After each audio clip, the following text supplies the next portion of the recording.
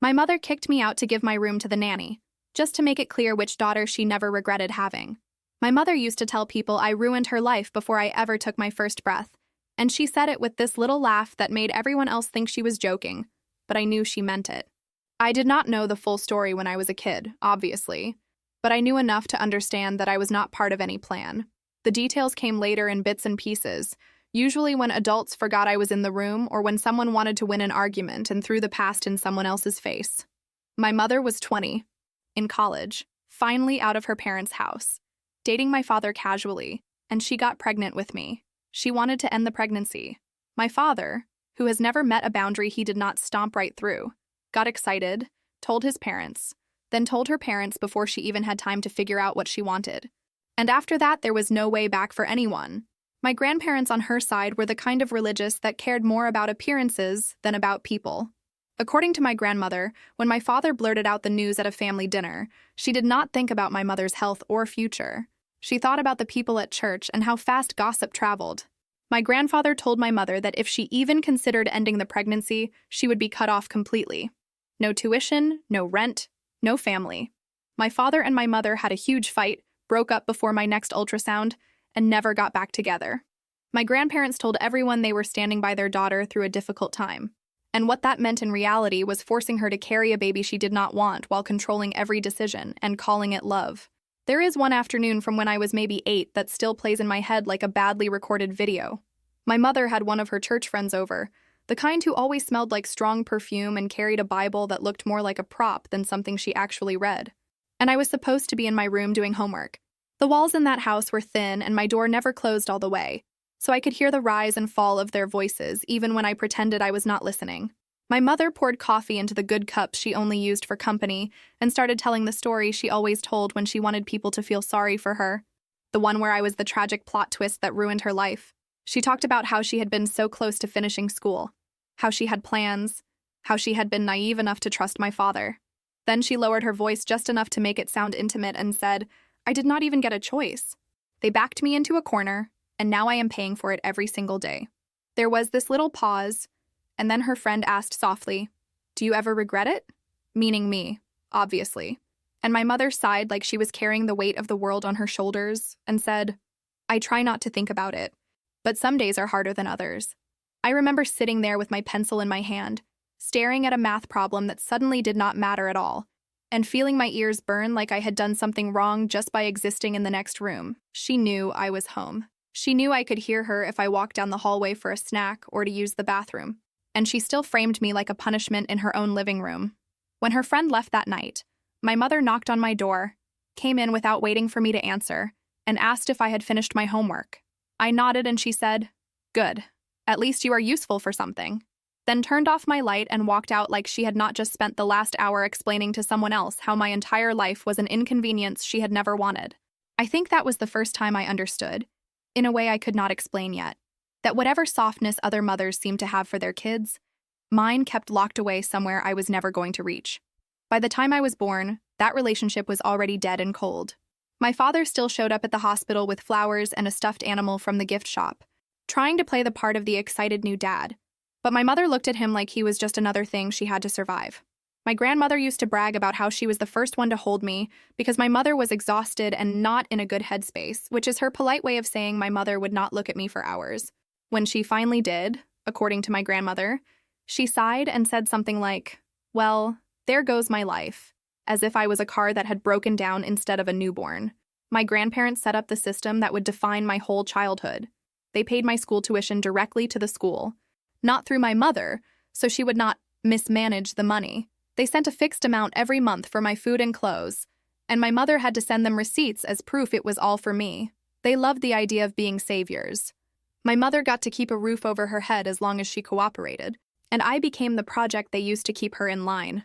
On Sundays, we all sat together in the same church pew like a picture in a brochure. My grandmother in her pressed dress, my grandfather with his Bible, my mother with her carefully neutral face, and me in whatever outfit my grandmother had picked out that week. Inside our apartment, the story was different. My mother did not touch me unless she had to. She took care of me in the technical sense. I was fed, I had clothes, I went to school, I had a bed. But there was no softness, no warmth. She would say things like, If your father had kept his mouth shut, I would have finished college on time. Or if I had been allowed to make my own decision, you would not even be here. She did not say it during fights or in moments of drama. She said it while making dinner, while folding laundry, while scrolling through her phone on the couch. Just casual facts about how my existence had ruined her path. From the outside, people thought we were fine. We did not look rich, but we looked stable. My grandparents loved talking about how they sacrificed to give me a good school. My mother acted like a proud parent in public. When I brought home my first big achievement, some school competition where I won first place, I remember walking into the kitchen with that certificate in my hand like it was a golden ticket. I held it up and said, "Look what I got? I won." My mother glanced at it, nodded, and said, "That is the minimum with the school you go to," then went back to rinsing dishes. The next Sunday, at church, she told at least 5 different people how proud she was, how hard I worked, how she always knew I was smart. She smiled so wide it hurt to look at. On the drive home, she did not mention it once. My father existed like background noise through those years. He had always had problems with substances, which is a nice way of saying the man could not keep his life together for more than a few months at a time. When I was little, he showed up maybe once a month, usually late, smelling like stale smoke and something I could not name back then. He brought random toys or fast food, told stories about when he and my mother were young and wild, then left again. My mother let him in because it looked good to let him in. She complained about him nonstop after he left, but she liked telling people she did not keep me from my father. That made her sound generous. When I was around 10, I started asking to stay with him some weekends. I wish I could say I had a good reason for that choice, but the truth is I was just desperate for any version of a parent who might actually want me around. My mother seemed relieved more than anything. Fewer days with me in the house meant fewer reminders of the life she thought she should have had. My grandparents did not love the idea, but did not fight it either, probably because they were tired of being the only ones who had to appear noble. The first weekend I spent at my father's apartment burned itself into my brain. The place was small, dim, and smelled like smoke and something sharp that made my throat itch. Blankets blocked most of the sunlight. There were dishes piled in the sink and takeout containers on the coffee table. The bedroom had a mattress on the floor with no frame and a random collection of clothes in a corner pretending to be a closet. He tried to act normal. He pointed at the television and asked what I wanted to watch, offered me snacks, talked about some band he liked, and I sat there trying to ignore the feeling that the whole place might collapse if I touched anything too hard. What made that weekend worse was the way I kept trying to talk myself into believing it was normal. When the sink backed up with this cloudy water that smelled like old food and something sour, I told myself lots of people had plumbing problems. When I opened the fridge and saw half a bottle of soda, a carton of eggs that expired 2 months earlier, and a single takeout container with sauce dried on the lid, I convinced myself we just had not gone grocery shopping yet. I lined up my little travel-sized shampoo bottles on the edge of the grimy bathtub like that made the bathroom mine, and not just a place where he occasionally remembered to shave. He put a thin blanket and a flat pillow on the couch and joked that it was like camping, and I laughed because I could tell he needed me to, even though my back hurt halfway through the night, and every sound from the street made me think someone was trying to break in. There was one point on Saturday night when the power flickered and the room went dark for a second before the lights came back, and my heart pounded so hard I felt it in my throat. My father did not even look up from the show he was half watching, half sleeping through. He just muttered something about the building being old. I sat there with my hands clenched in my lap, thinking about my mother's house with its solid furniture and working locks and full pantry, and realized I was more afraid of her sharp words than I was of sitting in that dim little living room with a door that did not really close. That messed me up more than anything. A kid should not be doing pros and cons in her head about which parent feels less dangerous. The next morning, he tried to make it better in the only way he knew how. He woke up before me, which almost never happened, and went out to get breakfast. I woke up alone on the couch with sunlight in my face and a sheet twisted around my legs, panic already crawling up my spine because I thought he had disappeared again. 10 minutes later, the door opened and he came in carrying a greasy paper bag and 2 drinks. He had bought the cheapest breakfast sandwiches he could find and an orange juice he clearly could not afford. He said they had a 2-for-1 deal, like that explained it, and I pretended to believe him. We ate sitting on the floor because the little table was covered in unpaid bills and random junk, and he kept asking if I liked it even though it was obvious it was barely warm. That meal was awful and perfect at the same time. It tasted like salt and cold bread and someone trying, really trying, even if they were already failing in 10 other ways I could not ignore. One afternoon that weekend, he said he was running out to grab something and would be right back. Hours passed. I sat on that couch watching reruns, listening to the neighbors stomp around upstairs, checking the door every time I heard footsteps in the hallway. He came back late at night, talking too fast, jittery, pupils blown. The next morning, I went to heat leftovers and realized the microwave was gone. When I asked, he said it had broken and he had thrown it out.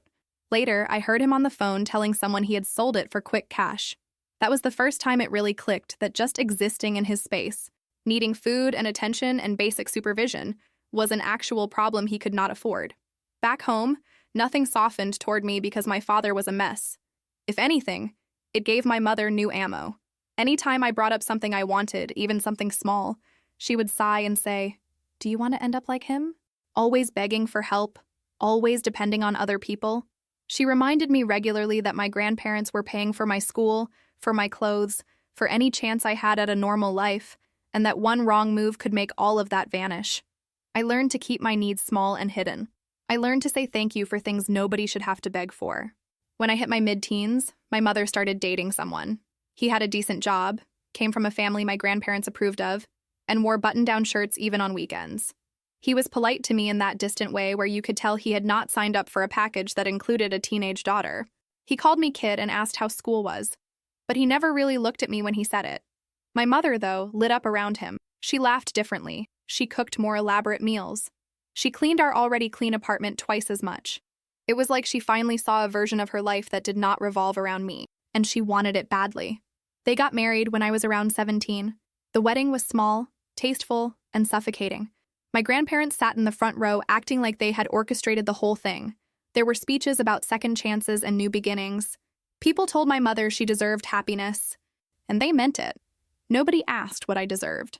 I wore a dress my grandmother picked, stood in some of the photos, smiled on cue, and counted the minutes until I could take off my shoes. About 2 years after the wedding, my mother told me she was pregnant again. Not at the beginning either. She was already a few months along when she dropped it over dinner, between bites, like she was mentioning a new show she had started watching. I remember her husband sitting there with this proud, nervous smile while she said they had good news. When she said there was going to be a baby, I just nodded. My stomach twisted a little, but not from jealousy. It felt more like watching someone start a brand new book while you were still stuck in the middle of one you never wanted to read in the first place. Around that time, the real war with my grandparents started. They had strong opinions about how my mother should raise this new child, just like they had tried to direct everything when she had me. The difference now was that my mother had a husband and a sense of herself she had not had when she was 20. She pushed back. She told them she would raise the baby the way she wanted. They did not take that well. The fights were loud and dramatic. There were accusations about respect and sacrifice, lectures about sin and duty. Finally, my grandparents did what they had been threatening my whole life. They cut her off. Cutting her off meant cutting me off too, because all the money they sent every month was technically for the child, and that child had always been me. They stopped paying the school directly. They stopped sending the monthly transfer for my clothes and food. They told my mother that if she wanted to make her own decisions, she could pay her own bills. They did not call me separately to explain or comfort me. In their minds, I was leverage, not a person. 1 week, I was the evidence of their moral superiority. The next, I was just another line item in a budget they were done covering. By the time my 19th birthday came around, my mother was deep into that pregnancy with my baby sister. We had a small birthday dinner at home because there was no extra money for anything beyond basic bills and baby stuff, at least not in the day-to-day sense. Her husband kept saying the big break was coming, and they were already floating things on credit and pretending it was not panic. Her husband grilled in the yard, my mother complained about her back, and I cut my own cake. I remember blowing out the candles and thinking, maybe when this baby comes, things will be different. Maybe having a second chance will soften her. Maybe I will matter in some new way. Looking back now, I can see how desperate that hope was. But at the time, it felt like the only thing keeping me from packing a bag and disappearing. My sister arrived a week later, small and loud and completely innocent in a situation that was already toxic. The whole apartment shifted around her. My mother was suddenly affectionate, obsessed, glowing in a way I had never seen. She took pictures constantly. She talked to the baby in soft voices I would have sold my soul to hear when I was little. I helped because I did not know what else to do. I changed diapers, warmed bottles, walked the baby at 3 in the morning so my mother could sleep for an hour. I thought maybe this was the way in, the way to finally be part of a family instead of orbiting the edges. 2 weeks after the baby came home, my mother and her husband sat me down in the living room for a serious talk. I should have known nothing good ever starts with, "We need to talk," but I was tired and hopeful and stupid. They waited until after dinner, when the dishes were done and the baby was finally sleeping. My mother sat on the edge of the armchair, her hands on her knees, her husband next to her. I sat on the couch opposite them, already feeling like I was on trial without knowing the charges. My mother started with, "You know we love you," which hit my ears like a warning siren. Then she said they had signed up for an au pair program, a live-in nanny from another country. She said it like it was some smart solution, cheaper than daycare, like paperwork could magically turn debt into stability. The nanny would help with the baby so my mother and her husband could focus on his business, which was apparently just about to become the next big thing. The nanny, according to the program rules, needed her own bedroom. It hit me later that they had started the process before my grandparents cut them off, and once the fees were paid and the promises were made, they were too proud to back out, even if it meant sacrificing me. Our place had 3. They had the main bedroom, the baby had the small room that used to be the guest room, and I had the last one. Her husband leaned forward and said, "You are an adult now. You are working. You are capable. And we think it is time for you to start your own life." It took a second for my brain to connect the dots, and when it did, I felt physically cold. I asked where they expected me to go. My mother shrugged, like we were discussing where to put a piece of furniture, and said, "You can rent a room somewhere. That is what adults do." When I brought up college, how I had put it off because there was no money and she had promised we would figure it out, she laughed. Not kindly. She laughed the way you laugh at a bad joke. She said, "I have done my time. I carried you, I raised you, I fed you. If it had been up to me, you would not even be here, remember? I finally have the child I chose, and I am not going to sacrifice her future because you are too scared to grow up." Her husband did not say a word in my defense. He did not propose alternatives. He just sat there, nodding occasionally, eyes drifting toward the television like he had somewhere better to be. The only time he spoke directly to me was to remind me, in this mild voice, to leave my house key on the kitchen counter when I left. It was like I was giving up a rental, not leaving the only home I had ever known. I wish I could tell you I stayed calm and handled it gracefully. I did not. I cracked wide open. I told my mother she was cruel, that she had never wanted me, that she was proving it again. I told her that one day my sister would grow up and see exactly who she really was. I said ugly things I had been holding in for years. She rolled her eyes and told me not to be dramatic, that I was not the victim here, that people moved out at my age all the time. She made it sound like I was throwing a tantrum over rent instead of being discarded to make space for a stranger. I packed while I was still shaking. I grabbed clothes, my small stack of books, a few personal things I could not imagine leaving behind. I stood in my doorway for a second, looking at that room that had never really felt like mine, but was the only thing standing between me and homelessness, and then I shut off the light and walked out. Nobody followed me. Nobody asked where I was going. The baby cried in the nursery as I closed the front door. I left my key on the counter like I was supposed to. The only place I could go was my father's apartment. It was either that or a shelter, and as bad as things were with him, sleeping on his couch still felt safer than the unknown. I took a bus across town, holding my bag so tight my fingers went numb. When he opened the door, he looked worse than the last time I had seen him. His eyes were bloodshot, his hands shook, and he had that restless energy that comes right before another bad decision. He blinked at me like he could not quite process what he was seeing. Then he smiled this lopsided smile and said, "Hey, kid," like I had just stopped by for a casual visit. The mix of anger and relief that hit me in that moment was almost nauseating. I walked past him into the apartment, which somehow looked even more chaotic than the last time. Empty cans, clothes on the floor, something spilled and dried on the coffee table. He asked what was going on, and I started talking before I could lose my nerve. I told him I had nowhere else to go. I told him I was staying. I told him he needed to get his act together because I could not build a life on quicksand anymore. He chuckled at first, reached for the cigarette in his hand, and that sound just snapped something in me. I grabbed the cigarette, walked to the sink, and put it out under the faucet. When he reached for the pack to get another one, I slapped his hand. Hard. The sound shocked both of us. I had never hit anyone in my life, and there I was, slapping my own father in his living room like he was a misbehaving toddler. His face darkened with embarrassment and anger. He muttered a curse, stumbled into the bedroom, and slammed the door in my face. I spent that first night on the couch, fully dressed, shoes still on, staring at the ceiling. There was a crack near the light fixture that looked like a crooked line, and I followed it with my eyes over and over until they burned. My bag sat on the floor next to me like a reminder that this was it. This was home now. I could hear my father moving around in the bedroom, pacing, muttering, flushing the toilet, opening and closing drawers. At some point, I must have fallen asleep, because I woke up to the sound of the bedroom door opening and the smell of coffee. He looked more human the next morning, still tired, still older than he should have looked, but calmer. He sat on the edge of the armchair and asked if I had really meant it when I said I was staying. I told him everything that had happened at my mother's place. Every word, every shrug, every casual rejection. His jaw tightened, and his eyes got shiny in a way I had never seen. He grabbed his phone and tried calling my mother. She did not answer. He tried calling my grandparents, and my grandmother picked up long enough to say, "This is not our problem anymore," before hanging up. That was the moment it became real that there was no safety net left, no grandparents waiting in the wings, no mother who would calm down and call back. Just me, my father, and an apartment that smelled like stale smoke and failed promises. We made a plan that morning, because that is what people do when everything is falling apart and they need to feel like they have any control. It was simple. I would keep working at my boring job. He would get sober for real this time and find a steady job.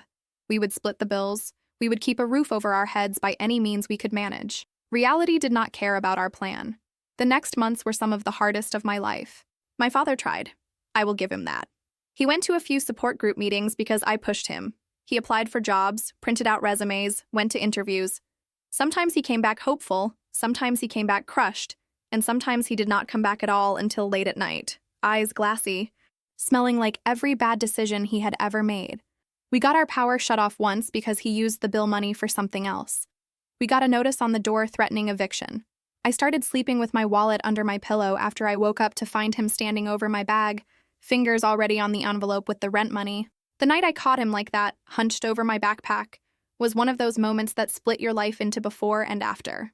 I had just come out of the shower, hair wrapped in a towel, thinking about whether I could make noodles without using too much water because the bill was already late. He was crouched on the floor by the couch with my bag tipped over, wallet open, fingers already on the envelope with the rent money I had pulled out earlier that day. For a second, he froze like a kid caught with his hand in a cookie jar. Then he straightened up too fast and almost lost his balance. He started babbling about just wanting to make sure I had put it somewhere safe, that he was checking, that he was helping. His face was flushed, his eyes were glassy, and he could not quite look directly at me. I could smell the sharp chemical edge of whatever he had taken hours before. My heart dropped into my stomach in this sick, heavy way. I did not scream. I just stepped forward, took the envelope out of his hand and said, "Do not do this to me. Not this. Not you." He tried to laugh it off, said I was overreacting, said he would pay me back when his next check came in, like that had ever happened. I felt something inside me harden in a way that scared me almost as much as what he was doing. 2 days later, the power company finally followed through on the bright orange notice they had slapped on our door. The lights went out in the middle of the evening, the television clicked off, and the cheap fan that moved warm air around our living room stopped with this little dying sound. My father was not home. I sat on the couch in the dark for a solid 10 minutes, listening to the hum of other people's air conditioners through the walls, before I got up and lit the one candle I had been saving for emergencies. I charged my phone at work the next day and pretended I thought the outage was temporary whenever anyone asked. At home, I showered in cold water and used the flashlight on my phone to find clothes in the dresser. I hid the rent envelope inside a shoe in the back of my closet because I did not trust him not to go hunting for it again. That was the week I stopped thinking of myself as a daughter who happened to be helping and started accepting that I was the adult keeping both of us barely above water. I got used to performing normal. At work, I smiled, answered phones, sorted invoices, made small talk in the break room. One afternoon, a coworker looked at me for a long moment and said, "You look like you have not slept in a week. Do you have kids or something?" I laughed it off, said no, just family stuff. She shook her head and said, "You have that vibe? Like you come from one of those families where there is always some mess happening." She meant it as a joke, but it landed like a diagnosis. Eventually, my father did land a job. He got hired as a supervisor at a distribution center, the kind of place where the work is hard and the pay is average, but they do not dig too deep into your past as long as you show up on time. Around the same time, my boss offered me a promotion to a slightly better position handling accounts. The raise was not huge, but when you are counting every dollar, even a little bit feels like moving a mountain. For the first time, we could pay rent and utilities more or less on time. Groceries were not just cheap noodles and canned soup. It was not comfortable, but it was not survival mode every second of the day. Stability did not magically cure anything between us, but it changed the temperature in the apartment. My father still had cravings. He slipped up sometimes. I still hid my cash in weird places. But he also started taking recovery more seriously. He went to meetings without me nagging. He talked to other people who understood what it meant to destroy your own life and then try to rebuild it. We started having real conversations that were not just about bills or disaster control. He would tell me little stories from work, stupid jokes his coworkers made, annoying customers. One time he came home laughing because a customer had tried to return a hammer after using it to build an entire deck, claiming it was defective. We started betting on which coworker would call in sick on Mondays. I told him about the client who typed every email in Comic Sans and signed off with Bible verses that had nothing to do with office supplies. We started leaving each other ridiculous notes on the fridge, competing to see who could make the other laugh first. It was not therapy, but it was something lighter than survival mode. We became something like roommates with history who were figuring out we actually liked each other. Out of nowhere, a friend from my childhood reached out on a social media app. We had been close in middle school before her family moved away. We swapped updates, the surface level kind at first, and then she asked how things were really going. I told her a version that was honest but not graphic. She told me her father was expanding his office supply business and was planning to open a location in my city. They needed someone to handle administrative work, someone organized and stubborn enough to keep things running while everything got off the ground. She thought that sounded like me. My first instinct was to say no. It felt like charity. It felt like she pitied me. I told her I did not want a handout. She replied almost immediately, saying, "This is not a handout. This is me offering you a job because I know you show up." She reminded me of all the times I had helped her with school projects, how I had always been the one keeping track of deadlines for group work. She said, "I trust you more than I trust a stranger off the street. Let me put in a word. You still have to show up and do the work." I took a deep breath and said yes. The interview was more of a conversation than a formal thing. Her father asked me about my experience, about why I wanted to leave my current job, about what I was looking for. I did not give him the full memoir, but I did not sugarcoat my situation either. Somehow that honesty did not scare him off. He offered me the job. The pay was better. There was room to grow. He even asked, almost as an afterthought, if I knew anyone reliable who could handle warehouse work because they would need that too. I thought of my father, hesitated, and then said his name. My father nearly panicked when I told him. He asked if I was sure. He worried they would find out about his past and regret it. I told him this was his chance to prove that he was not just the sum of his worst days. He went through the interview process, told the truth when they asked about gaps in his work history, and somehow, they hired him. The pay was a little better than what he was making at the distribution center, and the schedule was more stable. We both gave notice at our old jobs, held our breath, and stepped into something new. We moved into a slightly nicer apartment in a safer neighborhood so we could be closer to the new jobs. For the first time, I had a bedroom that did not feel temporary. I painted the walls a color I liked. I bought a thrift store dresser and a secondhand desk, and I cried the night everything was put together because it was the first space in my life that felt like it belonged to me and only me. We bought matching plates, real ones, not chipped hand-me-downs. We had a little balcony where I could drink coffee on weekend mornings.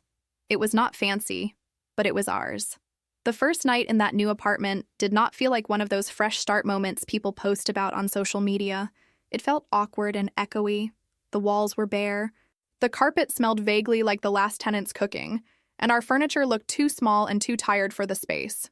We ate fast food on top of a cardboard box because the actual table was still in pieces, and my father kept opening and closing cabinets like he could not quite believe we had more than one.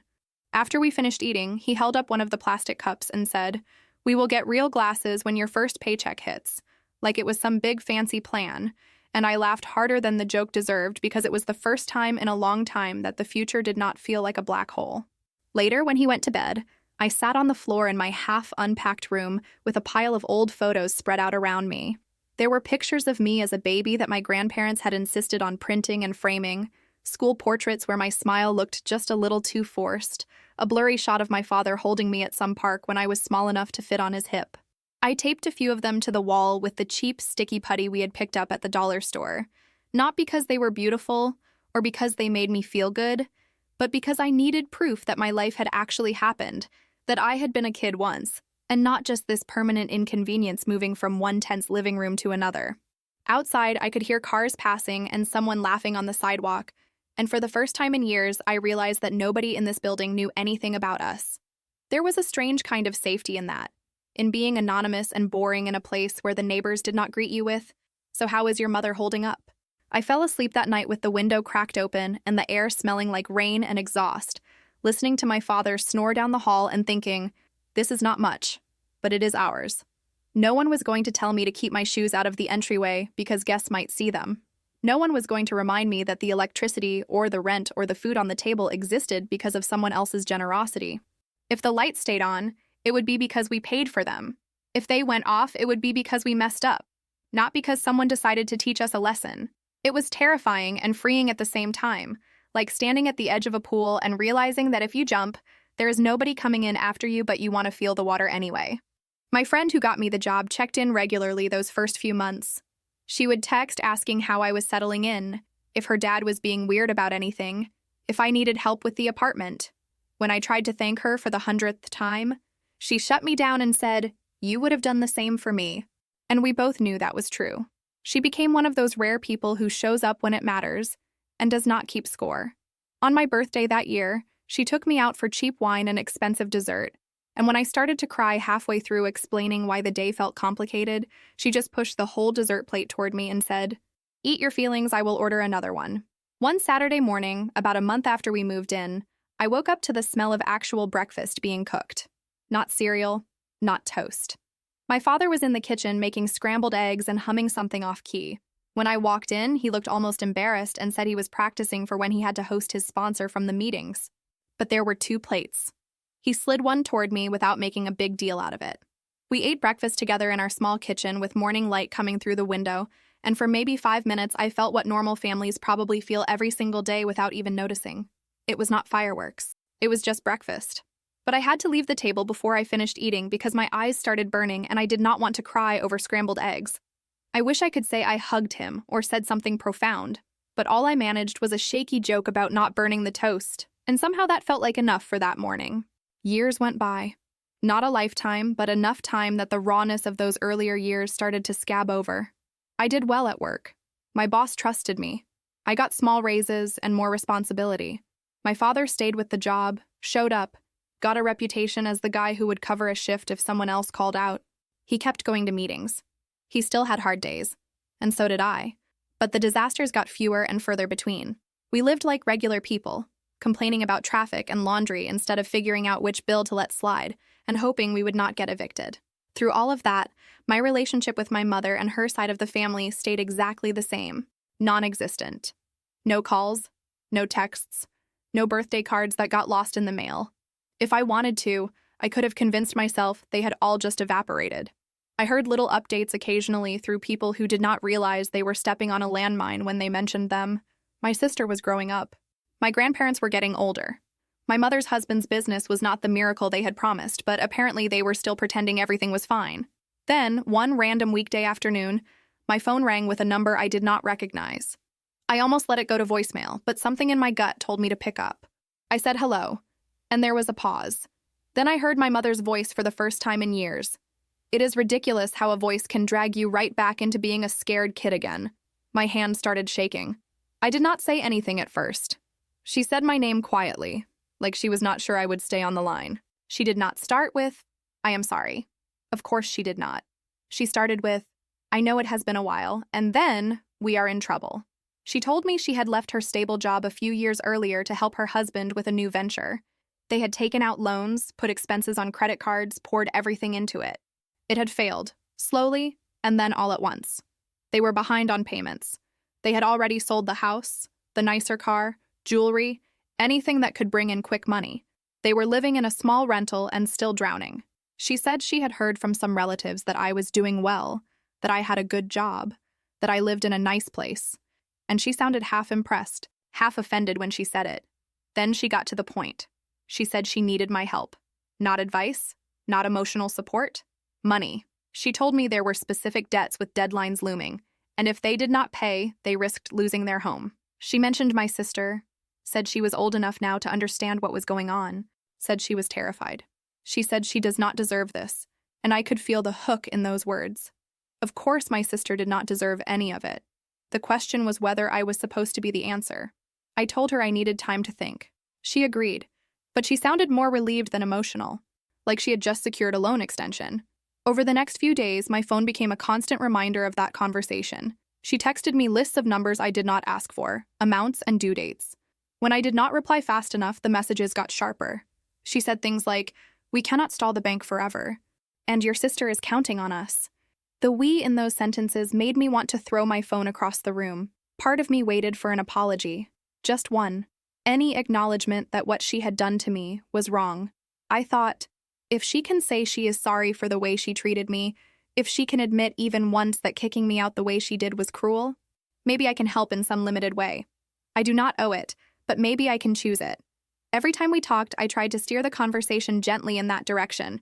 Every time, she dodged. At one point, when I brought up the night she told me to leave my key on the counter, she sighed and said, "You were an adult. You would have moved out eventually. Stop acting like I threw you to the wolves." On our second long call about the money, she said the quiet part out loud. She told me my grandparents had sacrificed for me, paid for my school, my clothes, my food, and that I had benefited from all of it. She said, "You think that just disappears?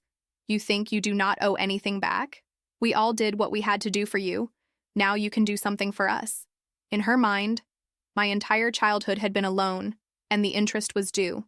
I asked if she felt any regret about how she had spoken to me growing up. I did not yell it. I asked it as calmly as I could. The phone pressed so hard to my ear it hurt. There was this little pause, just long enough for me to hope she might say something real for once. And then she laughed. Not a full laugh, just that dry sound she makes when she thinks someone is being ridiculous. She said, "I did what I had to do. Life is not easy. You think I had the luxury of worrying about your feelings?" I told her that having a roof and food did not cancel out being told I ruined her life every time she was in a bad mood. She sighed, and I heard a mug clink against a table like she was bored already. She said, "You are almost 30. Are you really still stuck on this? I have real problems now. I need money, not a therapy session about your teenage angst." Then she said the thing that really got me. She said, "Do you have any idea what I sacrificed to keep you? People told me to get rid of you, and I did not. You should be grateful every day you are even alive to complain." She said it like she was listing items on a receipt, like my whole existence was a bill she never finished paying. I told her that if she wanted credit for not having an abortion, she should take that up with the people who pressured her, not with me. She went quiet for a second and then said, "If I was such a monster, why are you even talking to me? Just hang up." But she did not hang up. Neither did I. We just sat there in this ugly breathing contest, both waiting for the other to blink first, while she stirred whatever was in her mug like she was dealing with a customer service complaint she was tired of hearing. Something inside me snapped in a way I cannot fully describe. All the years I had spent rehearsing conversations in my head crashed into that one moment. I told her, in a voice that did not even sound like mine, that I remembered every time she called me a mistake, every time she used me as a joke, every time she made sure I knew I was the consequence and not the child. She tried to cut in with, "You are twisting my words," but I talked right over her. I told her about 9th grade, when I came home excited about an award, and she said, "Do not let it go to your head. It does not change who you are." I told her about the night she told me to leave my key on the counter like I was returning something she never ordered. I told her about the way she smiled for church people and went silent the second the front door closed. At one point she said, "Lower your voice, your sister might hear," and that just made me angrier. I said, maybe she should. Maybe she should know who you really are instead of the performance you put on for everyone else. She said I was being cruel, that no one would ever understand how hard her life had been, that I was ungrateful and dramatic and loved to play the victim.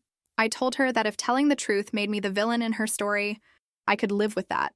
By the time I finished, my throat hurt and my hand was shaking, and all she could manage was, "You are being cruel. I only called because I needed help." I said, "Exactly. You never call unless you need something." And for the first time in my life, I let the silence after my words sit there instead of rushing to fill it and make her feel better. When I hung up, my hands were shaking. My father was standing in the doorway, leaning against the frame, watching me like he had just seen a car crash. He asked if I was okay. I laughed in that ugly way that is half sob. I told him I was tired. Tired of being the emergency exit for people who had never once offered me a safe way out of anything. Tired of being the one who was supposed to be understanding and forgiving while everyone else did whatever they wanted. That night, I did something I know is controversial.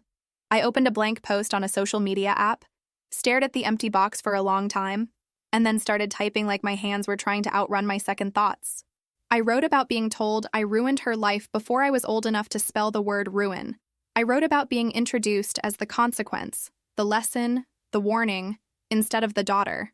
I wrote about trophies that got shoved into drawers, birthdays that felt like obligations, and the night I was told to leave my key on the counter so the au pair could have my room. I wrote about sleeping on a sagging couch at my father's place while he shook on the other side of a thin wall, trying to detox without a plan, because it was still less painful than staying where I was not wanted. I kept deleting sentences that sounded too dramatic and then retyping them because the truth sounded dramatic on its own. I did not use my mother's name or my grandparents' names, but I did not soften anything. I was done editing myself to protect the people who never protected me.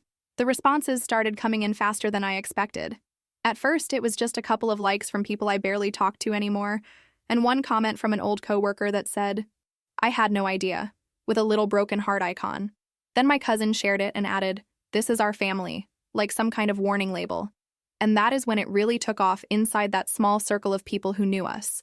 A woman who used to sit behind us at the old church wrote a whole paragraph about how she always wondered why I seemed so quiet and tense, and that suddenly a lot of things made sense. One of my mother's friends left a comment that said, "There are always two sides," and I stared at it for a long time before replying, "You were in the room for some of these, you heard her," which she deleted 20 minutes later. My inbox filled up with private messages from people I had not seen in years. Some of them were pure gossip, asking, "Did she really say that? Did she really kick you out?" Like I was running a subscription drama page. Others were quieter, people saying things like, "My mother never called me a mistake, but she made sure I felt like one," or "I thought I was the only one who grew up walking on eggshells." There were a few angry ones too, from relatives who thought I had crossed some sacred line by naming what everyone already whispered about. One aunt sent me a long message about how I should have handled it privately, how airing dirty laundry only hurt the family, as if the years of mud my mother flung at me behind closed doors had kept us clean up until that point.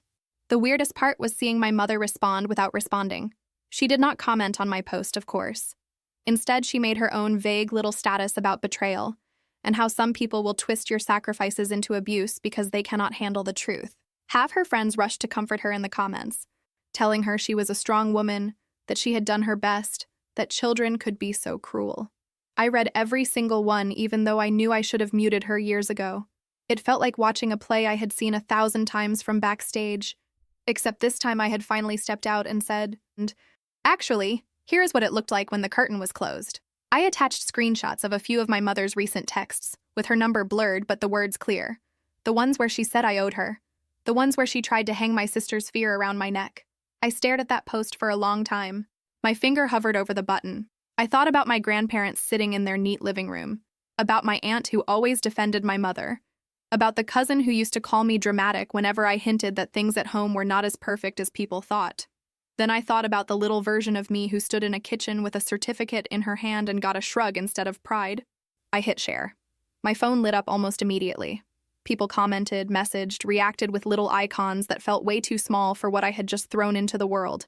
Old classmates I had not talked to in years sent messages saying they always knew something was off in my house but could never put a finger on it.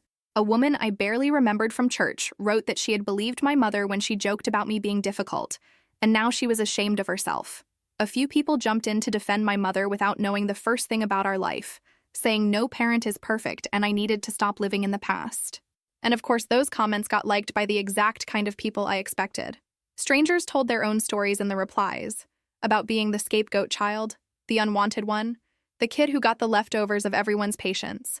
Reading them felt like being in a crowded room where nobody was pretending everything was fine for once. I kept telling myself I would close the app and go to bed, and then another notification would pop up and I would tap it like I was picking at a scab. Someone shared the post with the caption, "I thought I was alone in this," and that one made my stomach flip. A distant cousin commented a single question mark and then deleted it, which somehow stressed me out more than if he had started a full argument. At one point, I realized it was after midnight and my eyes were burning.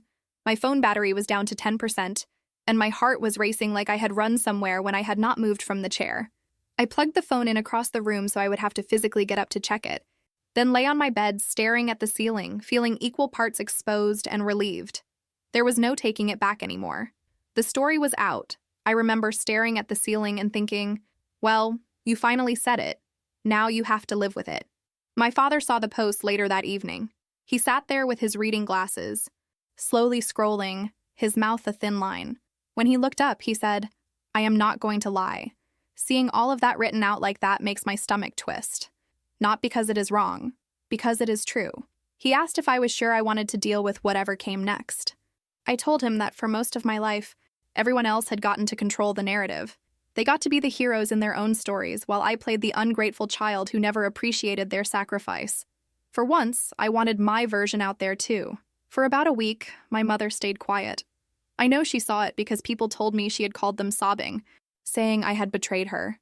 But she did not call me. That silence felt like standing on a cliff edge, waiting to see if the ground would crumble or hold.